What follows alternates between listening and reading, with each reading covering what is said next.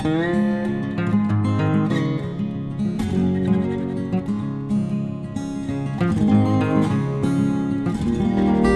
nos estúdios da TV FEC, hoje nós temos o prazer de receber o Abel Sidney, autor do livro Lições de um Suicida, que traça uma análise aprofundada de uma das maiores obras do Espiritismo, o clássico Memórias de um Suicida, livro psicografado pela médium Ivone Pereira. O Abel é professor, escritor e palestrante do movimento espírita. Nascido no Paraná, atualmente Abel vive em Rondônia e está aqui em Florianópolis para uma série de seminários e palestras sobre o tema Suicídio, Conhecer para Prevenir.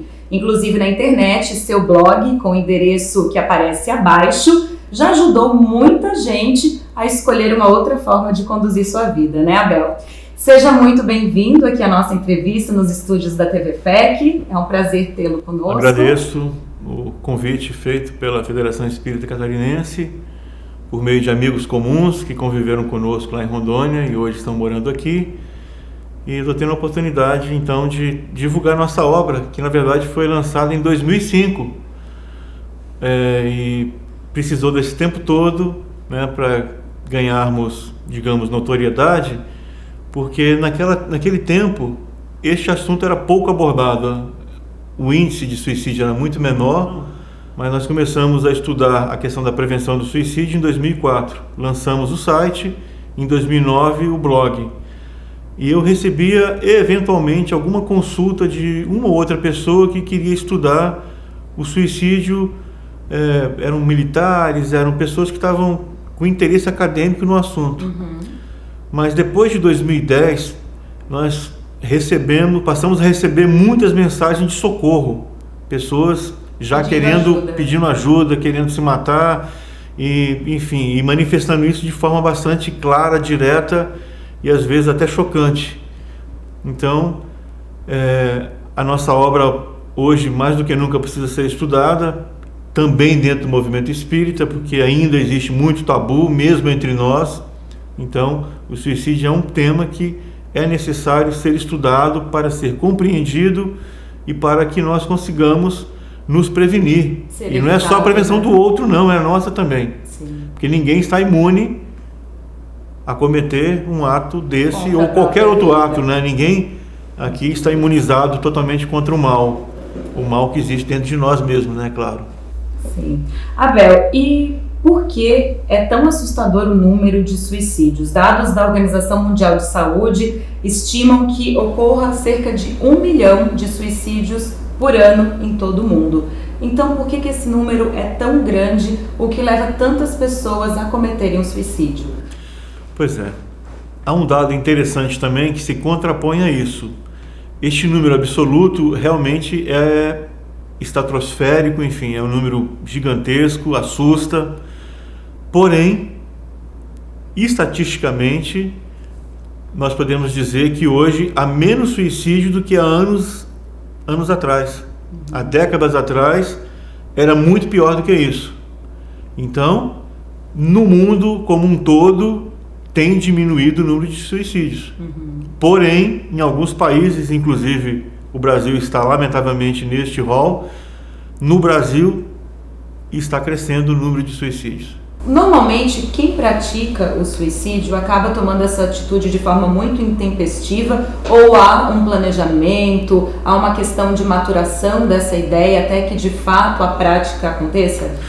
Pois é, ontem mesmo nós estávamos lá no espaço ecumênico da Universidade Federal de Santa Catarina, conversando sobre esse assunto. O perfil do suicida mudou. Né? Antigamente, há 100 anos, 150 anos, o perfil do suicida era esse, da pessoa que planejava, deixava carta, enfim, a pessoa tinha uma certa, digamos, consciência do que estava fazendo. E muitos, inclusive, faziam isso por rebeldia, no sentido de que alguma coisa não estava dando certo na sua vida e ele se rebelava contra a sociedade, contra Deus, contra o destino, enfim, a rebeldia clássica, né? Sim. Mas hoje, grande parte dos casos de suicídio tem um componente vinculado à questão da doença mental, do transtorno mental. Isso não quer dizer que toda pessoa que tem depressão vai se matar, pelo contrário. Apenas uma pequena fração de pessoas deprimidas se matam, graças a Deus. Sim. Porém, dos que se matam, mais de 80% estão doentes, gravemente doentes, ou até mais. Então, pessoas gravemente enfermas, principalmente, né, com doenças mentais como depressão, bipolaridade, esquizofrenia em menor parte, enfim, é um grupo de risco. É um grupo de risco. E é um grupo de risco porque são elas que se matam também, né? Se matam nesse estado de transtorno, nesse estado de alteração de consciência. Por isso que hoje não se deve conceituar o suicídio, o ato do suicídio, como algo corajoso ou como algo causado no momento de covardia. E para quem tem contato com os espíritos, né, por meio de reuniões mediúnicas, hoje está acontecendo um fato espantoso, que é atendermos espíritos que se manifestam na casa espírita por médiuns, né, pessoas sérias, que quando começam a falar, você consegue identificar que a pessoa está num quadro de depressão, porque ela começa a dizer como é que ela está se sentindo, que não vê sentido na vida, que está muito doente, que só quer dormir, enfim, aqueles sinais clássicos de depressão. E aí você começa a conversar com esse espírito que está ali se manifestando, que já está desencarnado, e ele não tem noção que morreu. E em muitos casos a gente percebe que ele morreu porque se matou. Agora, peraí, então quer dizer que a pessoa tem depressão, se mata e não tem noção de que se matou? E não tem. Nem isso ela registra, gente. Então tem gente hoje se matando que não sabe que está se matando. Por isso que eu estou dizendo, hoje nós temos que ter uma outra visão sobre o suicídio. E há outros casos também em que as pessoas não se suicidam, elas são suicidadas. Enfim, a influência espiritual é tão danosa que elas perdem o controle sobre suas próprias vidas por conta da influência espiritual negativa. É claro que elas têm uma certa responsabilidade sobre isso, a família também, enfim. Porém, em alguns casos, elas também chegam a óbito e não têm noção do ato que praticaram. Abel, e o que a família e os amigos, quando identificam algum desses sinais de depressão, ou se estiver de uma forma mais visível, né, uma tendência a suicídio, o que deve ser feito? Pois é, existe em condições normais, o trabalho de prevenção do suicídio é um trabalho de preservação da vida, de incentivo à vida, que deveria ser coletivo, né? Nós deveríamos ser incentivados a enfrentar as dificuldades, as lutas, com bom ânimo, com coragem, com fé. Isso deveria ser uma coisa normal, comum, natural. Não é, porque nós estamos num mundo extremamente competitivo, com problemas sociais graves, e tem muita gente que obviamente acaba sendo abandonada, sendo negligenciada, deixada para lá, porque são pessoas que estão com problema. E nem sempre pessoas com problemas são bem vistas. E aí, por exemplo, um dos grupos de risco de suicídio são idosos. E quanto mais idoso se fica, maior a chance. Então é complicado. Então nós temos que, se nós queremos realmente auxiliar pessoas em crise suicida, e esses casos vão se multiplicar, esses casos já estão chegando nos centros espíritas, esses casos já estão chegando a nós, né, por meio das pessoas que convivem com a gente. Então nosso papel é auxiliar para que essas pessoas sejam atendidas, sejam orientadas. Então, quem está, por exemplo, com depressão, precisa ser cuidado. Depressão não é frescura, não é tristeza momentânea, ninguém quer chamar atenção.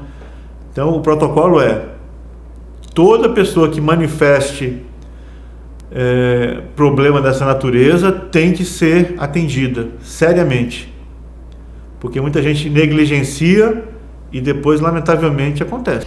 E agora, o que a gente pode falar para uma família de uma pessoa que praticou o suicídio? Porque acredito que não deva ser um caminho fácil de aceitação, você entender, aceitar. Eu acho que deve ser comum perguntar onde falhamos, Sim. O que deixamos de fazer e qual a melhor forma que uma família pode ajudar esse seu parente desencarnado agora nessa luta que segue. Bem, a gente sabe o quanto é danoso o ato do suicídio para aquele que causa e para aqueles que recebem, né, a notícia e que vão ter que conviver com o luto da partida de alguém de forma tão inesperada e dramática e trágica. Felizmente, a doutrina espírita explica e prova que a morte não existe, ele vai continuar vivo, ou ela vai continuar viva, e a vida vai seguir em frente. Como é que esse espírito vai se encontrar no mundo espiritual? No primeiro momento, obviamente, atordoado, mas será cuidado. Deus não abandona nenhum de seus filhos.